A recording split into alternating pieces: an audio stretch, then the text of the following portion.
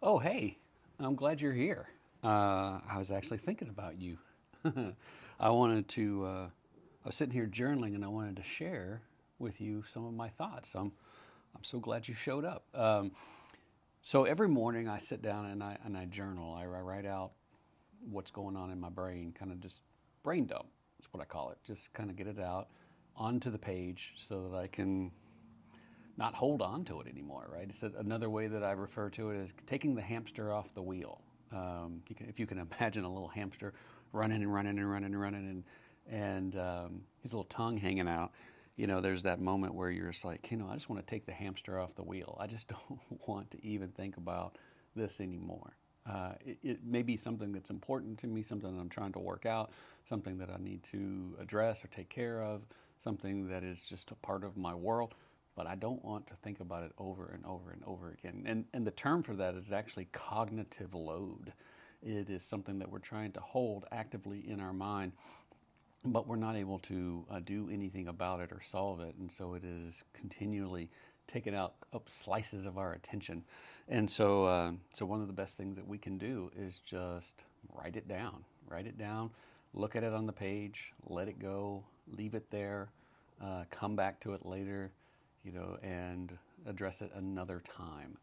So I've been doing that. I've been doing that for the past 4.5 years now, and I can tell you that it works. It really, really works because once we brain dump it, get the hamster off the wheel, then our brain can actually go to work processing it and coming up with a solution for it. And one of the things that we do by writing it down is we get clarity about what it is that we're thinking, because we've got a lot of things going on in our head. We've got a lot of thoughts, a lot of feelings, a lot of stuff is bouncing around in our head, and um, and we need to get it out so that they're not just clanging up against each other, making our brain incredibly noisy. Because when our brain is noisy, we don't feel calm, we don't feel confident, we don't feel settled.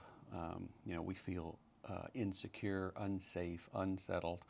And so getting these things out onto the page and then being able to dig into them and be able to ask ourselves questions and be able to look at things maybe differently. And then just sometimes just being able to acknowledge and say something out loud is acknowledging it, is pointing to it, is saying, "Yep, that exists." And once we point to something, once we can acknowledge it, then we can actually process it and move past it. So if we're just kind of holding it in our brain and hoping that we'll eventually work it out, we might, but it may be incredibly frustrating, incredibly um, exhausting. So I've got some thoughts here I want to share with you. Like I said, I've been doing this for 4.5 years now, and my brain's got to the point where it's pretty quiet. I've gotten to the point where in the morning I wake up and I don't really have any issues, any problems, nothing that is pulling at me. Of course, life is, you know, being alive means that there's always something that we can do, something that we can think about, something that we can strive for. So I have those types of things in my mind, but I don't have fears and shame and worries and just the normal stuff that just sort of drags us down mentally and emotionally and energetically. So today, for example, I wrote down the things that I was thankful for because my brain was quiet. So let me just take you through the journal here. You can kind of follow along with me. I use an app called uh, Notability, and it gives me an infinite scroll. It gives me an infinite scroll, so I can just continue to add pages as I like to this. And as I write, the app automatically adds pages for me. But if I want to, I can go in and add pages. I can copy pages. I can clear pages. I can delete pages. All that kind of stuff. So it's really a great tool for just being able to write fluidly, to write continuously. So let me just take you through today's journal. So one of the things that I do all the time is I bring in. I've got this little. I've got this little sticker here that I've created. That's just for me, just a label as to what this document is. It's the morning pages. It's part of my what I call my journal. And I just kind of like to put little decoratives on it, just cause I don't know, just to make it fun. And then I always over here, I always put in with the pencil, I write in, where I am, and so that reminds me, if I look back on this, where exactly was I? Because sometimes I travel, sometimes I do men's retreats, sometimes I'm different places, and I just want to know kind of where where I was when I was thinking these things. And then the other thing that I do is I write down my emotional state. So over here, I will write down my emotional state. Now, sometimes my emotional state is curious. Sometimes it's tired. Sometimes it's unknown. I'm not really sure what my emotional state is, uh, and so sometimes I'll just write up there, unknown, unclear, and that's fine because we don't always have to have an answer in the moment that we're trying to figure it out. So the next thing I did today is I wrote down that my mind is quiet, and I just wanted to acknowledge that because as I sat here looking at the page, I couldn't really like there wasn't really something that I woke up with that I was like, oh, here's a problem that I need to solve. So my mind was relatively quiet when I woke up, and I do this the first thing in the morning. I get my coffee. I do a little bit of reading out of a daily devotional type thing, which has nothing to do with religion. It's just a daily reading from The Language of Letting Go by Melanie Beatty, and and then I journal. And so I wrote down that my mind is quiet, and then I was like, okay, I can't really think of anything in particular. Nothing was bubbling up to the top. So I said, you know what? Let me just write down what I'm thankful for. Let me just make this a day about gratitude. It's okay to just be thankful, right? We don't always have to have a problem. So I wrote down, thank you for last night's rest. I slept really good. I went to bed about 10:30. I woke up this morning about 7, kind of snoozed at about 7:30. That's a good amount of sleep. I generally am a 9-hour sleeper. If I go to bed at 10, I'll wake up at 7. If I go to bed at 11, I'll wake up at 8. It's generally a 9-hour window for me. So I was grateful for last night's rest. I felt when I opened my eyes this morning, I felt rested. Thank you for coffee. I love coffee. It's how I start my day, how I get going, and it's a nice quiet time to be able to sit and just um, do nothing. Thank you for a new day, right? A new day. Whatever happened yesterday is gone. Today is a new day. Thank you for the time to journal. A lot of times people are hurried off to work. Get up, brush your teeth, take a shower, put your clothes on, grab a piece of toast, and off to work. And some of that can be necessary, and some of it can be by choice. And so I've lived both worlds. I've lived in the world where I went to work in the dark, and I came home in the dark. And I've also been fortunate to value the morning time for myself enough to get up before everyone else and have some quiet time to myself. So that's really great. Thank you for the mental, emotional, and physical rest. So this is something that we have to take ownership for. We have to take responsibility for. We have to carve it out, protect it, make sure that we do it for ourselves so that we're healthy, so that we have time to ourselves, so that we can recharge and renew and reboot. Thank you for the freedom from past experiences. I don't know about you, but we all have these experiences in life, and they kind of echo in our brain, and they influence our sense of safety and security and how we feel about ourselves and the world and how we feel about the world. And it influences our behavior. Even though we don't realize it, it's subconsciously, it's back there in the background influencing whether we do something or don't do something, whether we tell ourselves a story, whether we associate meaning or not, whether we, how we feel about even considering the possibility of certain things. We are influenced by these past experiences. And as you do this work, this men's work and journaling and having conversations and reading and walking and talking with other men, you begin to learn that you're okay and that you can process through and heal that little boy and let go of those past experiences so that you can really just live now in the present moment and not be pulled or dragged down by events of the past. And so my next one is thank you for now. Thank you for now. Thank you for this moment and this moment and this moment, right? Thank you for this continuous unfolding of now where what I just said just a moment ago is in the past. It's gone, right? And I get a new moment every moment to have a new thought, to to reaffirm something that I value, to make decisions, to make choices in alignment with those values, to act in alignment with my values, to increase my sense of self, my self respect, my self confidence, my self esteem, my self trust. And also recognize that when I don't live in alignment with my values, what's important to me, then I erode my sense of self. So thank you for now. And thank you for the clarity of deeper understanding. When I first started this journey, I read No More Mr. Nice Guy, and that book really woke me up. It really showed me how I was showing up in my own life, and I didn't like what I saw. And but I didn't quite understand everything, and that set me on a journey to find a men's coach. It set me on a journey to read books and to watch videos and to go to men's retreats and to be on group calls and have conversations with guys because I wanted deeper understanding. I wanted to know. No More Mr. Nice Guy showed me that there were things that I didn't know, right? I didn't know that I didn't know. And that really set me on fire, made me super curious about, well, what else don't I know? What else am I being impacted by, affected by, but I don't know about? And so that set me on a journey of discovery, of curiosity, of exploration of myself, trying to understand myself at a deeper level. What are my thoughts? What are my feelings? What are my desires? What behaviors am I engaging in that are getting in the way of my success, my happiness, my joy? And as I have gone down that path, my vocabulary has become richer. My understanding of things has become richer. My understanding of myself and what I value and what I want and where I'm going and who I am has become much, much deeper.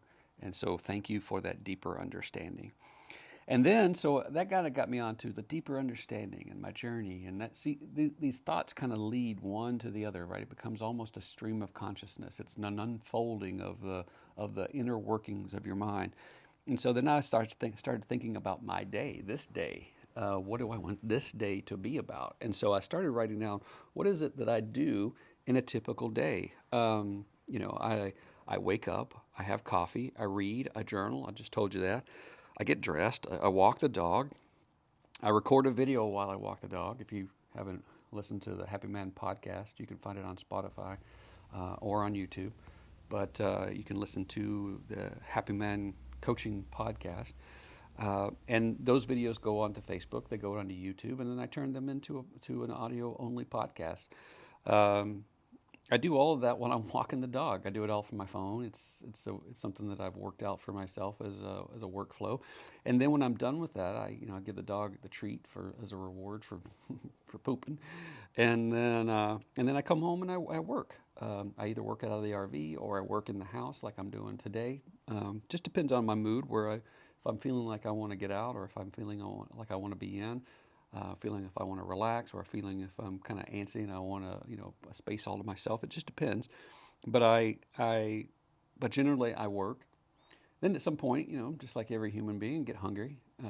Kind of like reach that end of the day where your brain just kind of fuzzes out and you mentally are just kind of staring at the screen and not really being productive. So I come in and I have some dinner.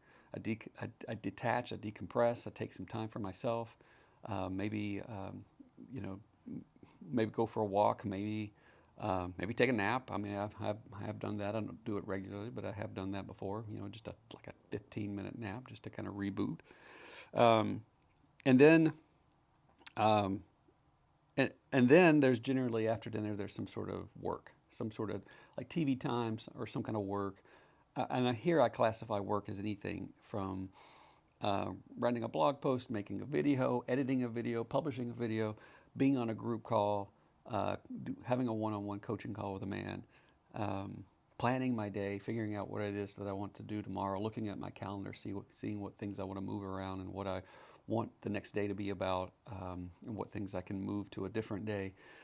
Because, the week unfolds, the day unfolds, and it's okay to be flexible and to move and to be in tune also with my own energy level and mindset and where I am in terms of, you know, the experience that I want to have. And so, and then after that, generally it's time to kind of really wind it down. So I'll take a shower, do some self care, and then I'll climb into bed and do some reading.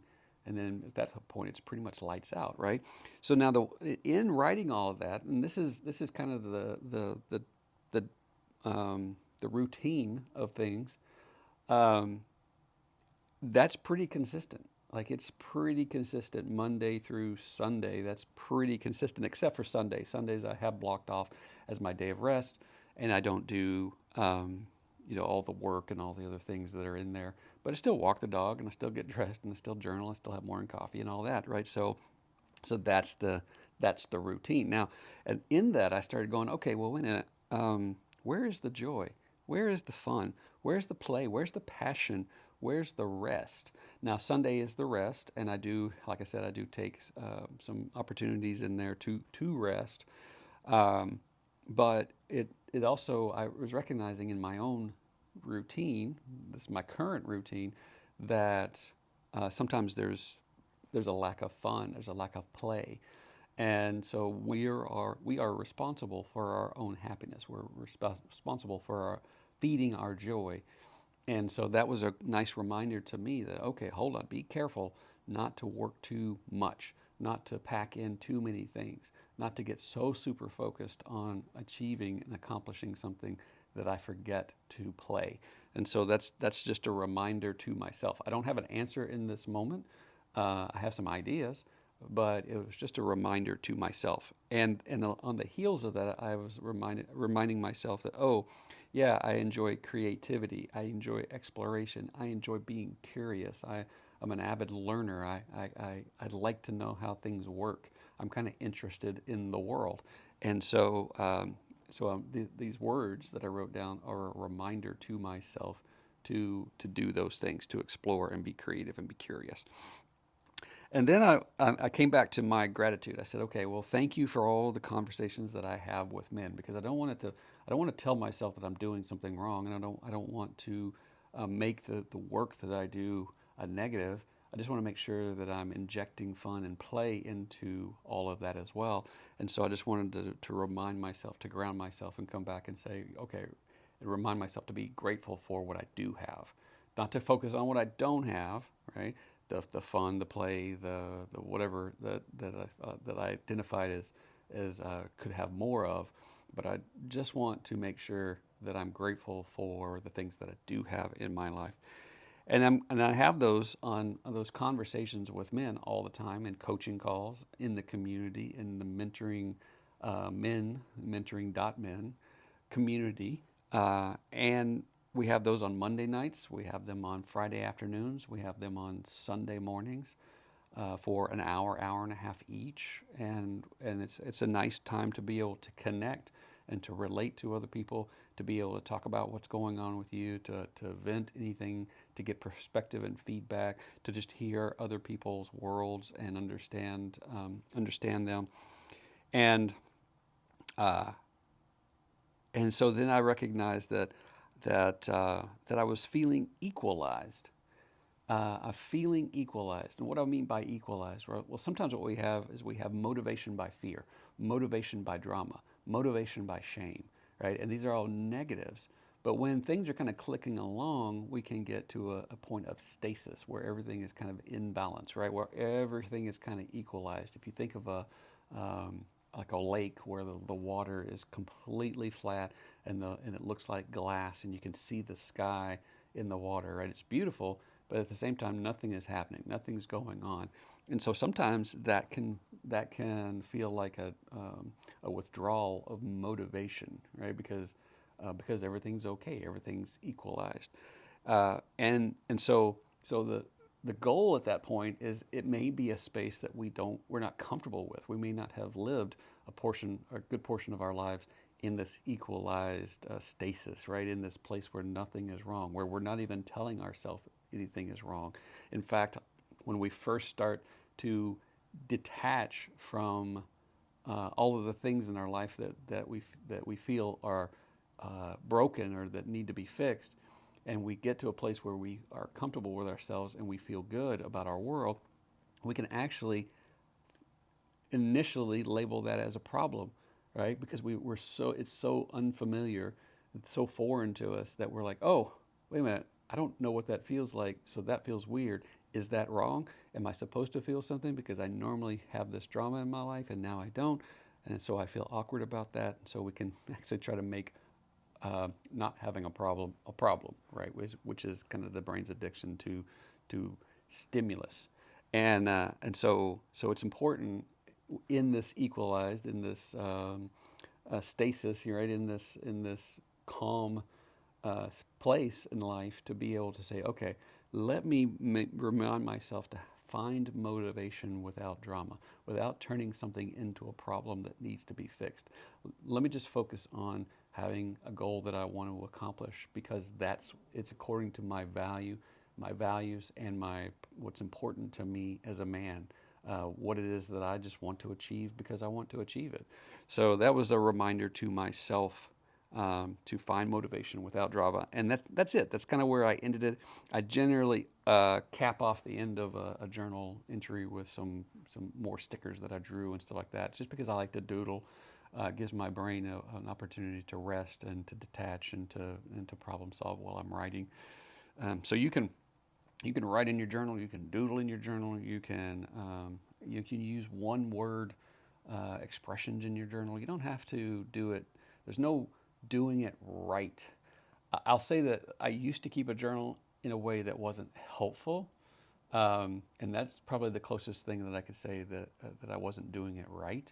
But if you are sitting down and getting out of your brain the things that are in your brain, and it's helping you to get clarity for yourself, it's helping you to express yourself and to be able to capture those thoughts and be able to acknowledge them and be able to look at them and be curious about them and go deeper with them, then it serves its purpose.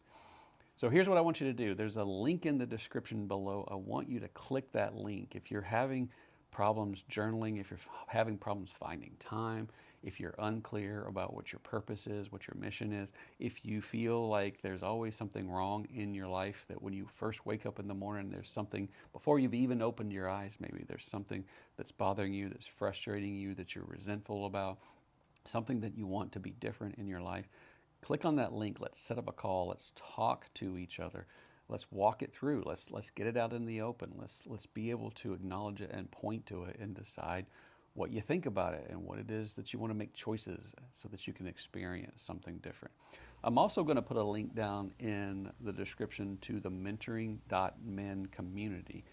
I want you to take a look at that and consider coming into a community of men who talk about these things on a regular basis. This is not a bro community. This is not a he-man, woman haters, boys club community. It's a community of men who are interested in knowing themselves better, getting to the point where they're clear on what it is that they value, that they're making choices where they can live in alignment with their values so that they can increase their self-respect, their self-confidence, their self-trust, and be able to experience and have the life that they want. All right? And I know that's you because you're here. If you've watched this whole video all the way to the end, that's you. So go ahead and click that link and check out the community, and let's set up a call. All right, that's what I have. Have a great day. I love you, brother. I'll talk to you soon.